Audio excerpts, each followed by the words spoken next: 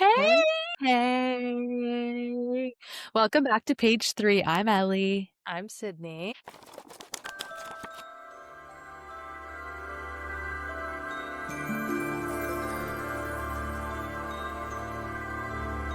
And in today's episode, we're going to just take a back seat from the heavier topics that we've been covering these past couple of weeks. Sid and I, as you might know, are just really stressed out in life right now. So we thought, what better way to de-stress than to talk about our favorite thing ever, which is books. Exactly. And today we're going to talk about each of us are going to share 3 different books that have tropes or people or things that happen in them that are completely cancelable if they happened in real life. Yeah. And they're all fiction. So it's like that wouldn't be cheating if it's nonfiction. Yeah. So yeah, that's what we have in store for you today. We're very excited. Before we get into it, how are we liking the time change? Are we okay? I'm Good. so happy. First of all, I live in Wisconsin. If you've never been to Wisconsin, then I just think you're gonna have to use your imagination for this one. But if you have been here, you know. It's been drab this winter, and the last couple of days leading into daylight savings. Mhm. That's what it is. It has been so bright and sunny. And it's literally 65 degrees today, which is unheard of for a Wisconsin Mhm. early March. And my sun won't go down at 4 p.m. So I know. That's, yeah. the one thing that I, adore. But my roommates are the opposite. Both of my roommates, the last night, they were like, "This is horrible. My bedtime's in 2 hours. The sun's not even set yet. I need more time to, decompress before the day's over." I love it. I love that, the sun is up and bright. I feel like I feel like I have more time to do things in the day, even though I have the same amount of time, Yeah. technically. But it's the illusion of more time. I'm loving it. I think I get both sides of it because it's for one, I'm okay, I would like to not be starting my evening at 8 p.m. when the sun's Yeah. just gone down. Yeah. But because I live in Wisconsin, it's usually dark all day long, even when the sun is up.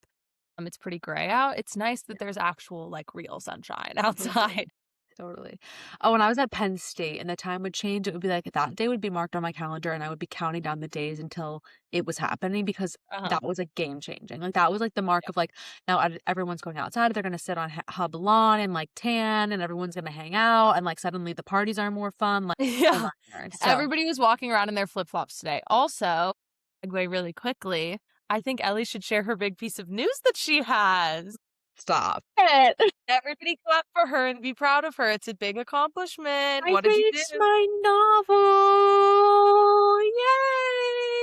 Yay! I finished it on Saturday night. And yeah, I'm still kind of reeling because I had a challenge for myself to write every single day of January. And then Sid was like, "You should just push it into February too." And I was like, "I should do that. You're so smart." Push it into February, and then I just kept going until I was finished. So I've written every single day except on Sundays of 2026. So I'm feeling good. I've accomplished something. It was a good milestone. Just had to edit it, but it feels like a weight's off my shoulders. I don't think my body really knows how to respond yet to that. Yeah. Yeah. Yeah. I took You a did it. 4-hour nap the next day because I think I finally could decompress and actually sleep at night with this thing not looming over my head. So Yeah. for Good those of you who job. don't know, yeah. For those of you who don't know, I'm in my MFA program, and so my thesis is a novel. And so that's my big thing that I needed to graduate. And I did it! Yay! Yay. Okay, so now from my novel, let's segue into other people's novels. Look at you And go. yeah, let's do it. Okay, so do you want to go back first with your first book? Yes. Okay, we're each gonna do 3. I think we said that. My first cancelable book is Alice Feeney's Beautiful Ugly. I loved this book and I rated it 5 stars, so just know that I adored this book. Also, I think we are gonna say this at the beginning at some point, but all of this is a spoiler warning. There is no ability for me to explain to you the cancelable aspects of these books without spoiling them for you. So if you haven't read any of these, I'm so sorry. Please skip through the titles you haven't seen before. But Alice Feeney, Beautiful Ugly. Basically, this guy, he's an author. He loses his wife. She disappears while they're on the phone, never to be seen again. And he believes she's dead. Everybody believes she's dead. And he goes on a mystery journey looking for her because he can't write because she's gone.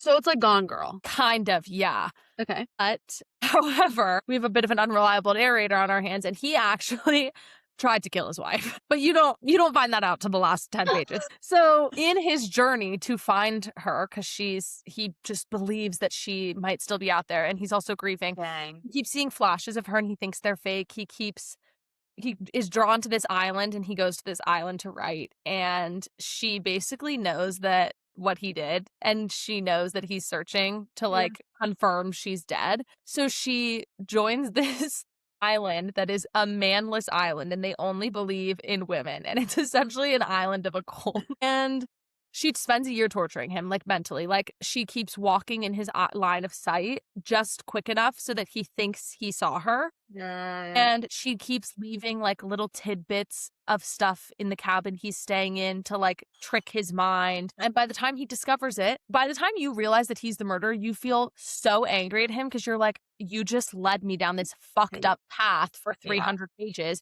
And I felt so horrible for you that you were enduring all of these visions and grief and things. And then, so you're super pro her and pro woman cult. But then after she spends months and months basically making a deal with him to earn back like the forgiveness and the trust between them, he wakes up drugged in a coffin and she's burying him. Love it. Then you're like, wait, oh, you're both evil. Yeah. So cancelable because one, if you try to kill your wife, the logical situation is not that you get tortured by a woman-only island that is a cult. Usually that's like jail time, okay? Right. Secondly, usually if you are, I don't really know. I mean, cults I feel like are generally pretty cancelable. Like people aren't a super big fan of cults, and she like was born into one, left for him, and then joined to like basically get her revenge on him. So that in itself, her being a part of this cult is kind of cancelable. And then on top of that, her revenge being to bury him alive, cancelable. And him lying to the audience, the entire story, cancelable. So if any of this happened in real life, they'd both be in jail. And the story wouldn't exist. That is crazy. That is really crazy. Like, really crazy. So it switches back and forth between their two perspectives. Yes. And even though I just spoiled most of the plot, there is a insane twist that you would never expect from what I just told you about the dual perspective. So I feel as though I can't like tell you that. Right. But yes, it is dual perspective, and his is the primary one. You get his, it's like 3 chapters of him, 1 of her. Right. Okay. Yeah. That's really interesting. Wow, but what a compelling novel. That's a really great idea. Wonderful. I read this in 6 hours. Easy. Like, I could read that, like, incredible. Yeah. Okay, I love it. Like, totally cancelable. Okay. Totally.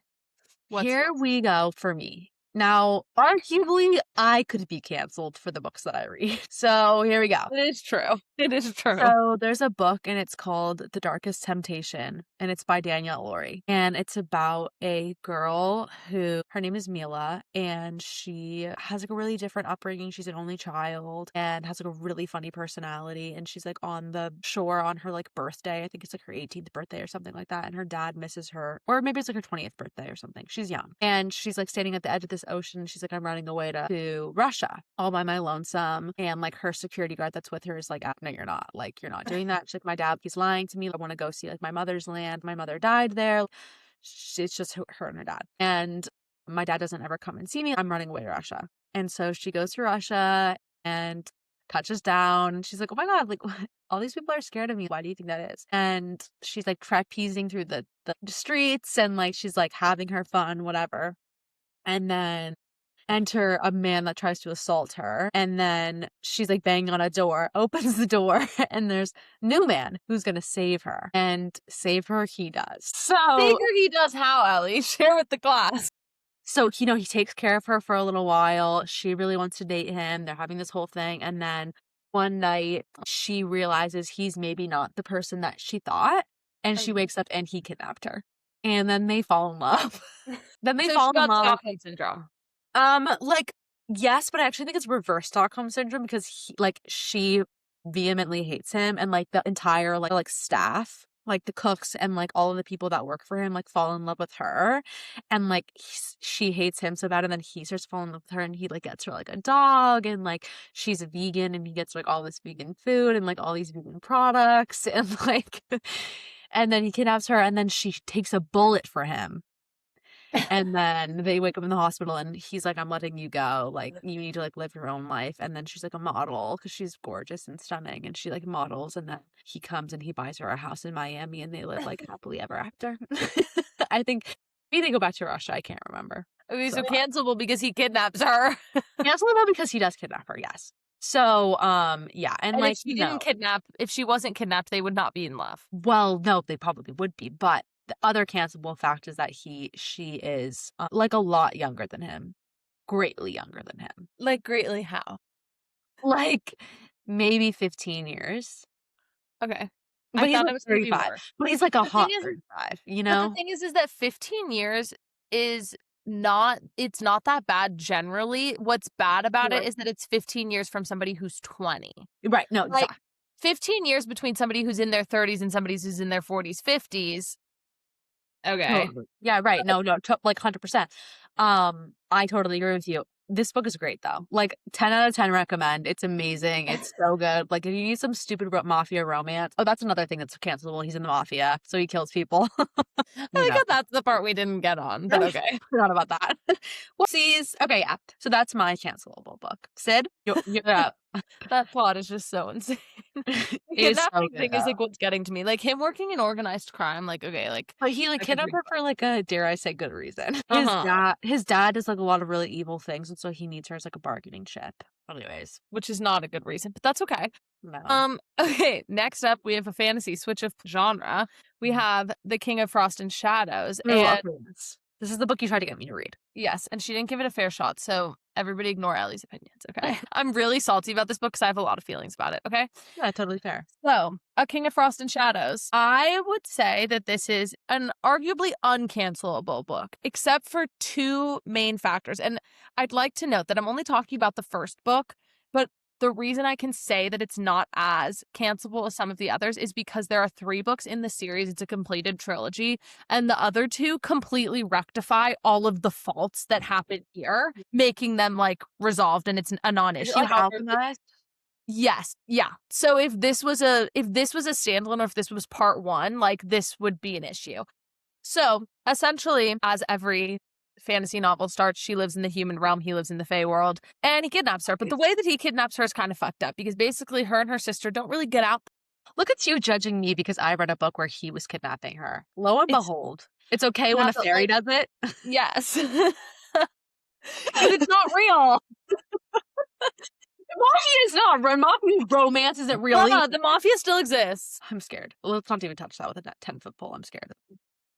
Okay, so basically, her and her sister don't get out too much. They decide to go to this college party, and this guy's like kind of too drunk and like kind of in her face, and she like can't really escape him.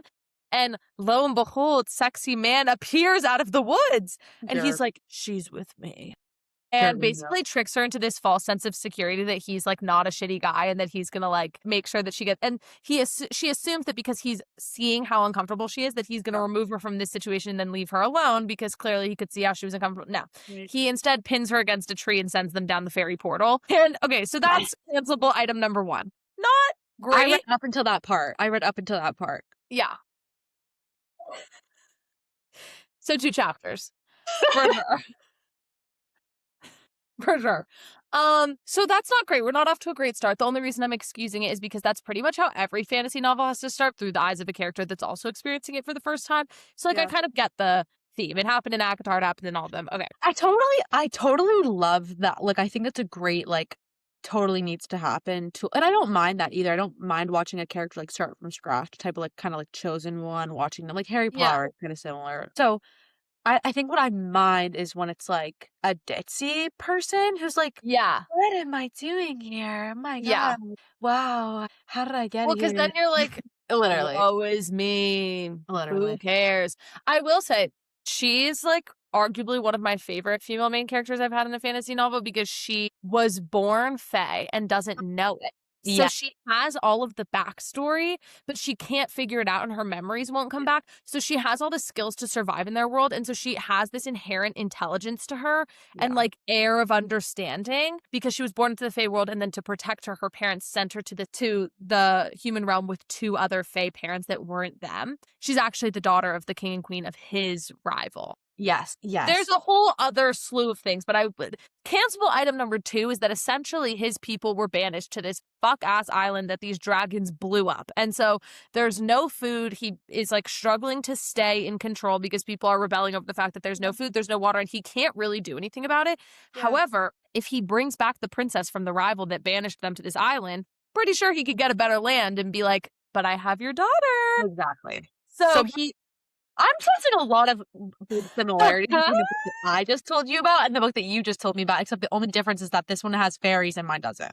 I think I can desensitize because it's fairies. That's why. But this is like I step into those worlds like, as if it is a fantasy novel. Like I step into a mafia romance as if it is a fantasy novel, because I don't have to deal with any of the world building. But And I can't, like, for the life of me do that because there's no world building and and the places that they're talking about exist in real life. Like when they're in Miami and they're in Russia, like, yeah, those are for real.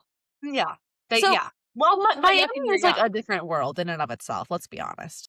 True. Third cancelable item is that Okay. basically he has a cousin who's a jackass, but is his only living relative. And in the fairy world, this is like a common thing in fantasy novels that they say that Fae can't lie.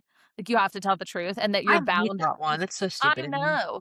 And if you say thank you or I promise or I owe you, you automatically owe that person something. And so basically his cousin saved his life and has been holding this over his head for the longest time. And his cousin's a fucked up guy that like wants all the power and whatever. And Yeah. basically his cousin creates this thing where all of the prisoners, anybody that rebels against him and anybody that rebels against the king, have to compete in this trial. And basically the point of the trial is that the prisoners all kill each other so that they don't have to deal with it. But it's also Sure. like supposed to serve as this like entertainment, which in itself is fucked up and cancelable. Like if we Yeah. actually allowed something like that to happen, that's fucked up and cancelable. So like that in itself, problem. It's like Okay. Hunger Games. However, he is deeply, not the cousin, male main character is deeply in love with the princess and they have a whole childhood of memories and it's torturing him because she doesn't remember any of them because she lost her memory when she went to the human world.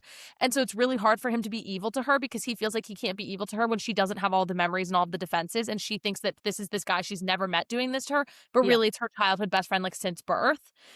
And so Ellie, it's childhood best friends to enemies to lovers. Your fucking favorite trope of all fucking time. Wait, I'm And just thinking about the book that you got me. I'm gonna pull it out so I can read it after I finish reading God of the Woods. yeah, good plan. And basically, the most cancelable item of all, the one that I've been leading up to this entire discussion, is that he cannot show weakness because he needs everybody to know that she's a prisoner and that she's like the princess of the world, but they don't know their history and they don't know that he like has feelings for her and like they might be fated mates and all of the things. And he doesn't want the people to know that because they're going to be fucking pissed if he's like serving this enemy, basically like the daughter of their enemy, when he can't even serve the people. So he makes her compete in the trials. Wow. Catches, though, she is supposed to have wings because she was born Fae, but they haven't come back yet because none of her magic has come back because their land is dying of magic because it's been scorched. And all of the other prisoners have access to their magic and their wings and things. Or they don't have access to their magic, but they have wings. And she is at like a severe disadvantage. It's the whole trial. He's just sitting there being like, please let her magic come back mid-game right now. Like, please let it just come back. And he's deeply, deeply in love with her. And his two best friends, like, that are like just silly little characters on the side are like rooting for her so hard, but you have to hate him during this entire book because you're like, you don't get to be in love with her on the side and be like, I love her and sending her all these mixed signals that you want to protect her. Like after the games, he goes in and he heals her and he bathes her and he lets her sleep in this safe, warm bed instead of in the prison. And then he's fucking throwing her to the wolves and can't step in if she gets murdered or shanked or died. And so really cancelable because that is like what, if this happened in the human world and you're like subjecting somebody to abuse and then coming back and being, but I'll protect you. That's abuse. That is domestic. It's like the fact that he's letting his like little prisoners do it to her is if they didn't have wings and magic, this would, yeah, you get my point. But it's so interesting to me the way that like, and this is a topic Sid and I were deciding between like if we should do this like as a podcast episode today or we should talk about like romantic things that are like really like maybe just not romantic or just like cancelable like actions and stuff. Well, we're kind of doing Things that, that are romanticized in books that would be like really horrific in real life. Totally. Okay. So my next book is called The Risk, and it's the Mindfuck series by S.T. Abbey.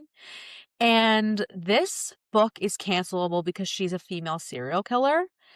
And she enacts revenge. This is just point blank. She's a serial killer. Like that's like She's need like I a say more? serial killer for the good. She's Like, a serial killer for the good because she was harmed when she was younger by a bunch of men, and so because the justice system doesn't believe in women or their stories, she's like, "Yeah, all of you, I'm gonna just enact my revenge alone." But she's so smart about it because she pretends that she's a man. She like uses a weighted vest. She has big shoes, like all these different things that like make them think that it's a man that's doing it.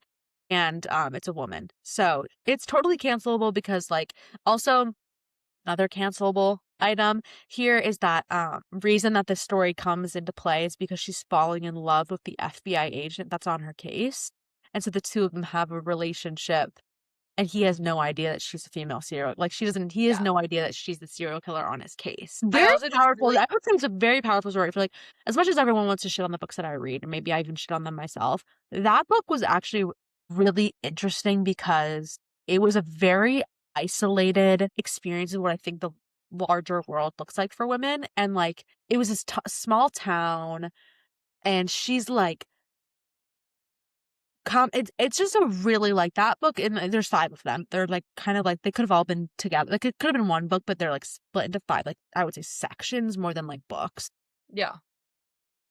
And it was just really powerful. Like the way that it was just like she talks about just like revenge and what is revenge and how do you like if you're going down the path of revenge, what does it look like? And what are the mental things of it? Of like if your whole life becomes your revenge plan, like what is that? It really the writing was really powerful. All of these things are really, really great. So Yeah. yeah. My third book I saved the best for last because it Yeah. is the most humorous. It's just Oh, best author yes. wins. Love this book. I've never read Best. it, but Sydney explained the plot in excruciating detail to me, and I ate up every single fucking second of it. I wish I might honestly still read this book because I This book is so funny and it's so cancelable. Kind of in the same way Beautiful Ugly is, where you can't decide who's in the wrong. So let me just run you down the main points. Basically, this woman wants to find her dream home. She's married to her husband. They've been trying to have a baby. It's not really working out for them. She's been really struggling with fertility. And Sure. she wants to get the fuck out of their tiny ass place and move into a house. And in her dream neighborhood, in her dream place, her realtor tells her that there's a house, but it's not on the market yet. The couple's going to sell it. And it's this gay couple that has an adopted kid who is Asian. Our main character is an Asian American. And this kid is now an Asian American, whatever. She plants all of her ins of how she's going to get into this family and ensure that they love her so much they just have to sell her the house that's out of their budget and in a neighborhood that is so desirable that she's going to get bid out by everybody. Yeah. So she shows up to one of the husband's yoga class and just is like, oh my God, no way. I'm trying to live in this neighborhood. That's crazy. Then offers to hang out with their daughter, whose name I think I recall is Penny. And they're like, no way, would you really? And she's like, yeah, I'm Asian American. I would love to like support her and all of these things. And she is certifiably nuts. Okay. But she is driven by, she is the way she is because of her circumstances. And so you can't help but feel for her because it is, I think if I was in those circumstances, I would be driven to the point of insanity also. Yeah. For reference, her husband and her have been trying for this baby. She's having a really hard time. It has been torturous for her. Yeah. And when she finally discovers that she's pregnant, she also discovers that he's been hiding a separate phone in this like lunch bag from this cafe. So she finds his phone and turns out he's having an affair. And when we get the details of it, it's with a woman who's significantly younger. Like he's like adult age, obviously married, having kids, and she's like a student interning for his company. He's having an affair. The girl is deeply in love with him, like really in love with him. And so the affair is now much more than the affair. And she finds out she's pregnant and she's like, what the fuck? So she's driven to the point of insanity because she's built this whole life around the idea that, like, I will have this baby, I will get this house, and it will be with my husband, and we will do all these things. So I don't care what gets in my way. The plan is still fucking happening. So she knows that he had an affair. She confronts him about it to the point where he is distraught. And basically she decides when she fucks it up so bad that the couple that has the house realizes that she's been stalking them to try and get this house. And they're like, get the fuck out of here, you fucking freak. And she couldn't take no as an answer. So instead, she murders the woman her husband's having an affair with. God. But she can't make it look like she murdered her. Obviously. So her neighbor, who's been exploring women and being queer, because she got divorced and has just been like, I'm a free spirit and whatever. She also murders the neighbor, makes it look like suicide, and then plants evidence at the girl's house that was having the affair with her husband to make it look like she was a scorned lover who she plots this elaborate murder, like elaborate murder. And her whole drive behind it, it's not even revenge against her husband. It's not even revenge against her husband. She thinks about this story that happened on the news when they first moved to the neighborhood about Murder Mansion, where basically they found a dead body in this house, or like this girl found her parents dead in the house, and then the house became like completely undesirable and all of the bids dropped out and they had to give it to somebody else. She also goes and discovers she doesn't stop stalking when they tell her no is no. No. She digs deeper. Not only does she plot a murder, but then she also tells one of the husbands, if you don't offer me this house, I will ruin your career. And I have evidence that you ripped off one of your, he's a professor, that you ripped off one of your students' papers to write your book and claimed it as your own. And I will bring her to the internet and I will ruin you. And he doesn't believe it. So he tests her and he tests her. And no. She finds the student and she finds the paper and she shows up at his school and she says, I'll ruin you. And she says, this is what's going to happen. I'm going to place an anonymous bid through my realtor and you're going to accept it. And he's like, no, I'm not. And when she really realizes, when she starts spinning out, like, and you're in her head when she's like spinning out. Yeah. And when she's spinning out and realizing like, oh my God, he's not going to accept my offer. She's like, it's okay. I'll murder them tonight. Murders the people, plants the evidence in the house. All of the other bids drop out. She gets the house. And then her husband. She gets the house. Oh, yeah. She gets the house. And not only does she get the fucking house, but her husband now knows she's pregnant. He turns on the news. He finds out who's dead. Who's dead? The woman you were sleeping with. I'm so sorry. When I was struggling to get pregnant, she basically explains that she was doing all of the adulting for them. Like, I'm the one that told us when to buy. I'm the one that dealt with all the house stuff. I'm the one that paid all the bills and does all of these things. And basically she's like, why I was being the adult and why I was pregnant after literally grieving the fact that I wasn't going to be able to have kids. You were off having an affair with a 20-something-year-old. She's dead, by the way. It's hard. And the entire book, even when she's spinning out, she doesn't do anything super egregious other than like the stalking stuff, which is like and the murdering. harmless. No, but she doesn't do the murdering till the end. So the whole time you're kind of rooting for her and you can't help it because she's so realistic and she's so funny and her husband's such a dick that you can't help but root for her. And then she murders somebody. And even when she murders somebody, you've been strung along so long in her head that you're starting to really believe in her that you kind of are like, yeah, okay. I see where we're going with this. Then now you're kind of torn, right? They're both cancelable. He's cancelable. He had an affair on his pregnant wife and she's cancelable because, well, she murdered somebody and stalked family and manipulated the fuck out of them. But she did it because of him. So they're both cancelable. Okay. And just when you think she got her success story, they're moving into the house.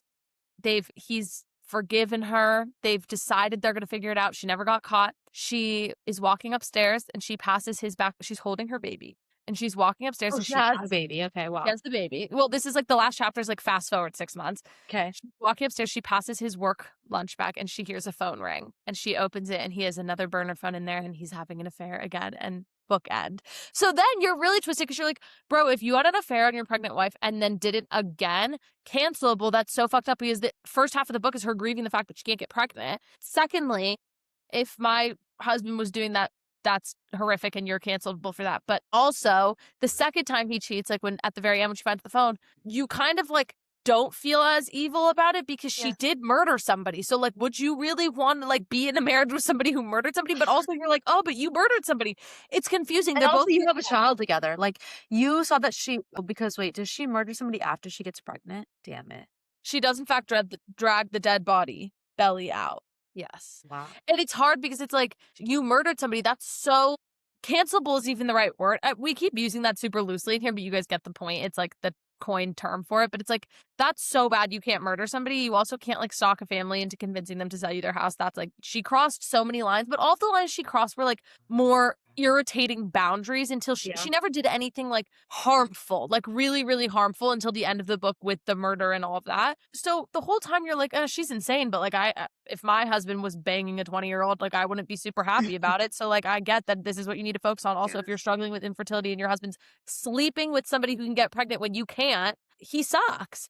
So Totally. Well, he sucks, definitely. I think the interesting thing is in that this is the thing that I love about authors, and I wish so desperately that we could talk to this author because, like, what a fucking story. Like, what a fucking story. also, think about in like if we're talking in terms of real life, if you knew somebody that's telling you this story, like if I was just telling you that as if it's me, like, oh yeah, my husband I found out he had an affair with a 20-year-old, I'm pregnant, we don't have the house yet. I've been trying so hard to get us a house and he won't even help me with the house hunt. And you don't know that I'm plotting a murder, Yeah. which she wasn't even really plotting. It just like came to her. Like you would be like telling her, get the fuck out of that relationship. He's cheating. But you would also go to him and be like, hey, your wife is losing it and she Yeah, is going to kill somebody. So you should get out of here. In totally. real life, this would be really a crazy story. Take the murder out of it because that's jail time. It's not even cancelable. Both of the things that they did in this story cancelable. Stalking a family and using your heritage to manipulate them is crazy. It's really Cheating on your wife, also crazy. So it's like it's so crazy. And that's and worth to the read. me, It's fucking hilarious. the thing that books get at is like you're reading somebody that's like, I don't know, I just love that you could just step into somebody's head and like what is it like I think it's like a Mark Twain quote where it's like if you have never read like I've read therefore I've lived like 1,000 different lives and like I do feel like I've lived like 1,000 different lives, good or bad. Like some of them I Yeah. wish I could relive and some of them I wish I'd never like experienced, but other ones I'm like, wow, that was like real interesting. No, Fascinating book. totally. I love this I like love that. This book is hilarious. She's so funny. Like So hilarious. this is such dark humor. Like that's why this book was funny. If Yeah. you are not somebody who can like laugh at the trauma and like use that as a coping skill, then this like probably isn't the book for you because it is so rooted in dark humor and that's how she's like coped through her entire traumatic childhood as well. But it's very funny if you have like a knack for dark humor and are Yeah. into that. It's Yeah. really I didn't even give you the half of it. Like it's so funny. God, I love it.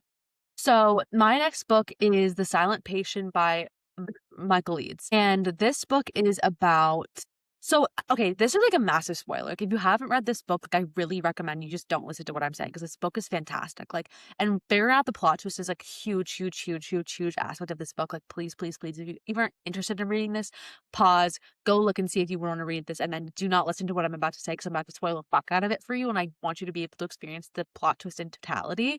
So it's about a woman and she is the silent patient and she does not speak. So she has this horrific thing that happened to her where I think she watched her husband die. Um, and she hasn't spoken since. Like nobody Yeah. can figure out who it was. Like she is the one that saw this thing happen and she won't She's like speak. selectively mute. Yeah, she's like selectively mute. So ever since this day happened, she stopped talking.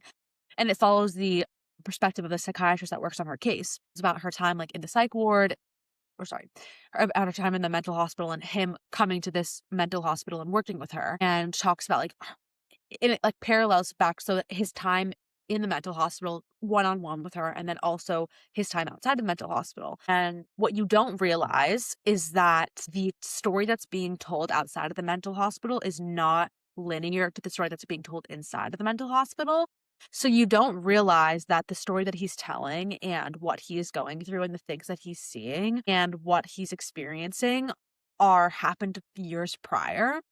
And you find out that he was the one that killed her husband, the psychiatrist, and the reason that she won't speak, specifically extra to him, is because she knows that he's the killer and she's so scarred she can't say anything. This entire thing is fucking crazy. Like if anybody found out about like that there was a psychiatrist that was the murderer and then was working with you and was like on the case and like taking advantage of you, it's fucking insane. This plot twist was fucking crazy. Like, Yeah. that person is certifiable. Like, it's fucking crazy. Also, even if he didn't murder her, like if he was working on her case and they had an outside connection, like that's like a malpractice Totally. suit waiting Totally. to happen. That's a conflict of interest waiting to happen. Like even if he had some sort of connection, like I even think at the beginning of the novel, which immediately made him cancelable, in my opinion, and like had my hackles rising, if you will, he was talking about the fact that she has such an infamous case. Like she is a case that everybody knows about. Like she's been in this like she didn't, like, all of these different things that happen where she's like, she has like a case that a lot of people knows about. He went there specifically to work with her. And then you realize he specifically there to work with her to further torment her. It's crazy, crazy, crazy, And crazy, also to crazy. ensure that she'll never speak and ruin Yeah, it for him. and never say anything. It is a crazy, but that plot twist was absolutely insane. I was not expecting it at all, and, like, the way that the use of time and, like, time markers and all these things, and when you realize it all intersects and you're like, "Wait, what? Wait, what?" And I think Also, she does start then talking to him at a certain point. She yes. starts talking to him at a certain point, and you're like, "Oh my god," and you're totally, like, the whole time you're feeling one specific way, that a plot just happens, and it changes this entire novel, and you're like, "Wait, what?" Yeah. Craziness. Okay, so those are all our crazy books for you. Comment down below your crazy books. I feel like a YouTuber. Comment down below your craziest books that show Yeah. us what cancelable books there are, popular books that are totally cancelable that have aspects in it that are like romanticized or okay, or people have collectively decided, like, I didn't even bring up Twilight. I didn't even bring up Twilight. I should have brought up fucking Twilight. That is 110% hands down cancelable book, inside and out. Holy It cow. is. I should have brought that one up. But anyways, so that's another one I found to cough. I'm so sorry. Book of the month time. Yeah, if you're sticking around Really for that, harmonized this is where there. we do it. So get hype. Get high. Okay. Many on the experience of cancelable characters, many a cancelable character to be found in Fuck John this. Paul. Thanks so Oh, much. that's a great experience. So do you want to recap all that has happened since we last read? Yeah, I will give you a loose recap. I guess it's semi my thoughts, semi recap, because I kind of just keep notes as like a timekeeper for this book, and then I like have little things also about how I feel next to them. Love So it. this week we read chapters 25 through 48. If you've been here before and you have read with us, you know that this book is not technically divided by chapters. Section or each chapter is the name of a person whose perspective you're getting. So we read 25 through 48. You can count them out. Because there's So 96, if you're joining us for the first time, there are 96 sections in total. So we're reading 24 sections and chapters per week so that we can yes. finish it by March. And the book is divided into, I want to say 6 parts is how the author does it, but each part is significantly different in length. So don't let that gauge your Yeah. perspective of this. So in chapter 28, I kind of bounce around here, nothing super significant up until chapter 28. In chapter 28, Peter asked Alice to tell Barbara when they were switching her to a disciplinary school, even though he didn't give Alice any room to make the decision or be a matter in the discussion. But by doing this, he makes Alice the enemy to Barbara. Just an interesting method of emotional abuse, in my opinion. And then she's reflecting on the fact that her husband asked her to do this at the beginning of the year before Barbara goes missing. And then she is awoken from her daydream of that conversation because she hears what we can presume is Tracy screaming lost in the woods. In chapter 31, I have surmised, this is not confirmed, but just my opinion, that we are now getting Tracy's perspective, and she's sitting in the woods crying for help. She went to go find Barbara. She's lost, and a mysterious figure appears out of the woods and then leads her back to camp. She thinks it's a he because it's tall. She's not wearing her glasses. She can't see super well. But this person is tall and has gray hair and goes, and if you remember from earlier at the beginning of section number 1, like our section number 1, the first 24 chapters, he is Jacob, the murderer of the murderer who's escaped prison, talks about when he was in this woman's house that he decided that if she saw him, he would have gone, and that would have been his first thing to do to make her quiet. So I have surmised that Jacob is the guy that has led her back to safety. Okay, but an important part to know about this is that Tracy, and I love this novel because of all of its details, and the reason that Tracy doesn't know for sure who was leading her back into the woods because she didn't wear her glasses, because she was too embarrassed to wear her glasses, so she couldn't see. So she's lost in the woods and she cannot see, and then a random person comes up to her and is like leading her back to the thing. It just talks a lot about like the different aspects of just like, and also happy National Women's Month, everybody. I forgot to say that. I also think it's really interesting. I was thinking and reflecting on it, and I was like, this book is really talks and covers about like women empowerment in a very nuanced way, and like the female experience in total. So I think without knowing, we picked a good book for Women's History Month, or because it was National Women's Day 2 days ago now on daylight savings. So yeah, basically I have surmised that that's Jacob, and I think that it is interesting to operate under the assumption that it was Jacob who led her back. His name is Jacob, right? The murderer guy. Mhm. So if he is that guy, he is made out to be somebody who is a pedophile, who is a child murderer, all of these things. So if that's the case, why would you see a little girl screaming alone in the woods and lead her back to safety? But the interesting thing is that he's not a pedophile and he's not and he well, he's not claimed to be a pedophile and he's not claimed to be a child murderer because he only kills adult women. So that was everybody's argument that against him because like, why would he kill Bear? Because that's like against what he does, you know? But then we're operating under the assumption that he did kill Bear because that's what they all think. I think it's interesting to operate under the assumption that the hypothesized, like basically what everybody else thinks is like this murderer or whatever helps her. So then if he didn't kill her, it's probable that he didn't kill Barbara. So who done it? Okay. Sorry. The interesting thing that I think too, and like I think it's really fascinating to me the way that Bear's investigation and Barbara's investigation are treated differently. And like the way that the morning and She's like not the prized child. she's not the prize child and like the way that she is like the family and like also just the way that the family operates around like her disappearance and like all of these different things and like how Yeah. everyone throughout the entire novel up until what we've read is like everyone's like, do you think you'd ever stop looking? Like it's your child. Yeah. Like, do you think you'd ever stop looking for your child? Like if it was dead, Yeah. like what would you stop looking? Like it's so interesting. Yeah, I totally agree. We also get to a point where basically Judy, who is a new character for this section for the most part, goes and starts interviewing. Utica.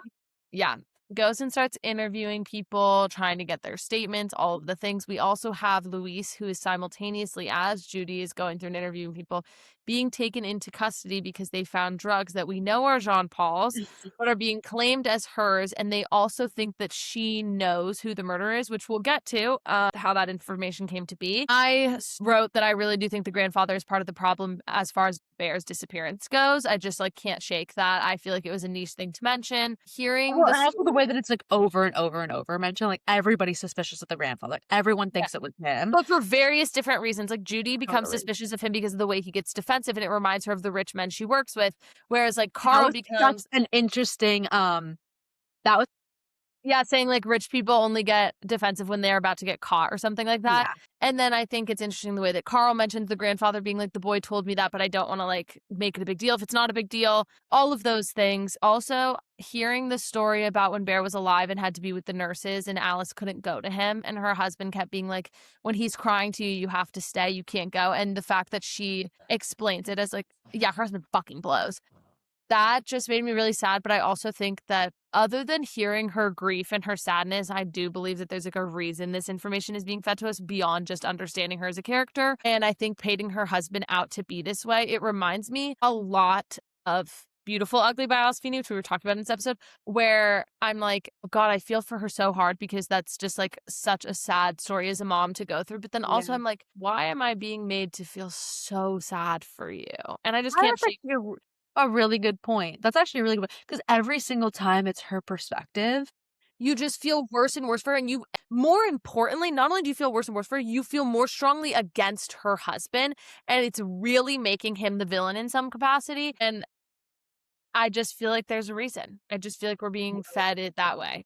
There's also I'm realizing like this is the biggest book we've read for book of the month, but it's also just a dense book in general. Like every page has so much Yeah. detail on it. Like there is not like one page that you could take out and not Totally. And it would change the whole story.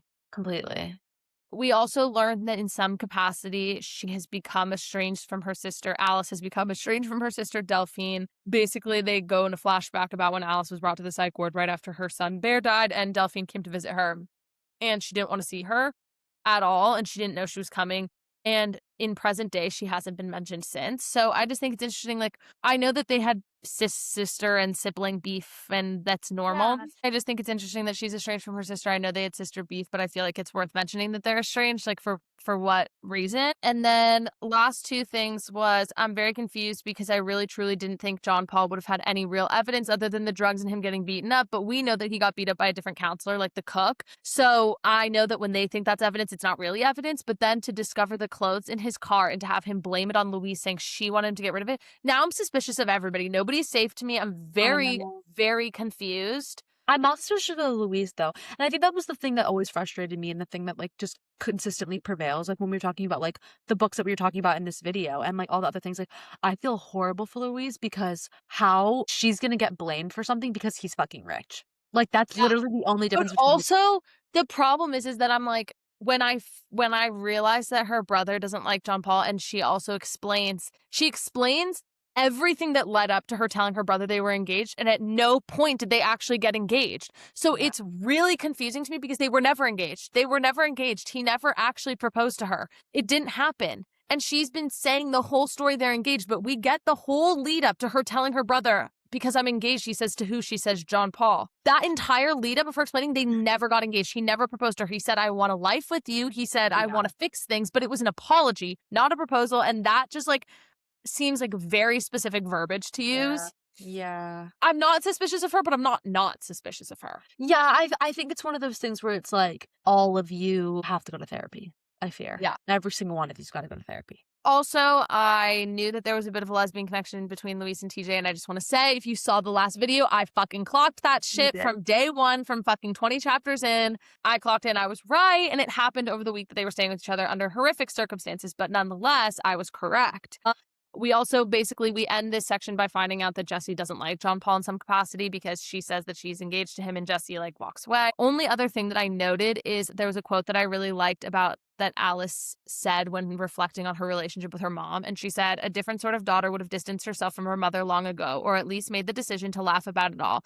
But at more than 40 years old, Alice still, embarrassingly, she realized, strove to successfully anticipate and ward off the compliments that eliminated her from a delusion of observation deigned to sound neutral, each with more cutting than the last, basically saying that like she still wants her mom's approval despite the fact that everything she says hurts her feelings. And I just like, I don't know, that was just something I put out there. And because it reminded me of the way that she treats Barbara at the beginning of the story, painting her walls, saying that she's eating too much, all of those things. And it just reminded me of that it's like a learned behavior. Alice is a total enigma to me. I think like she's just so I mean you understand her, but you also like want Don't. to shake her and you don't understand her and it's like this I don't know, it's just such an interesting experience to just like Totally. yeah, it's I really love this novel that I think it's once again so well written. I love the way it's woven together. I love the way that all these characters come together. I love the way that yeah, I love this fucking novel. I feel so deeply horrible for Louise. Just I'm worried about her and what her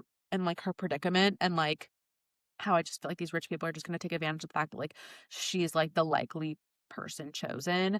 Yeah, I Yeah, just I just feel like everybody's going to protect John Paul. But the thing that makes me hopeful is that Judy, the investigator, I just feel like she does have some sort of hand in making this right because she is kind of cut from the same cloth as Louise.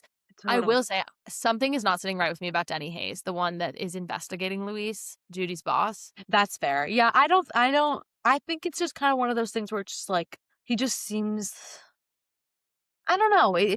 He's kind of a little fishy to me too. And like yeah. He's Like, an not fishy that I think he has something to do with it, but just something no, about him is off to me. Like, I feel like I feel like it's going to come down to like Judy's word or his, and he's not going to listen to her type of vibe. totally. But at the same time, I think that Judy is really actually trying to get to like the heart of it and not just be listened to people that like pay Yeah. them type of thing. Amazing book. Go read it. Go pick it up. Experience the joy of it. If you have Spotify Premium, you can listen to it for freezies. I'm not even sponsored by Spotify. I'm just giving them this away for free. Spotify, if you want to sponsor me, like I'm totally down. Totally. Anyways, but go We listen love to it. you. It's amazing. I listened to it on the drive. I'm gonna listen to it tomorrow on my drive. I fucking love this book. It's so fucking good. It's actually really worth all of the hype, and I hate to say that because I like to have an ego and be like, I'm gonna read something You unique look if the we're gonna. alternative. Yeah, I do. And this book is it's very worth the hype. I'm very excited about it. So yeah. Yeah. Okay, so we love you. Thank you for joining us on this episode of Bookishness. Let us know all your thoughts and opinions and feelings, and we will see you in the next chapter. See you in the next chapter. Love you. Bye.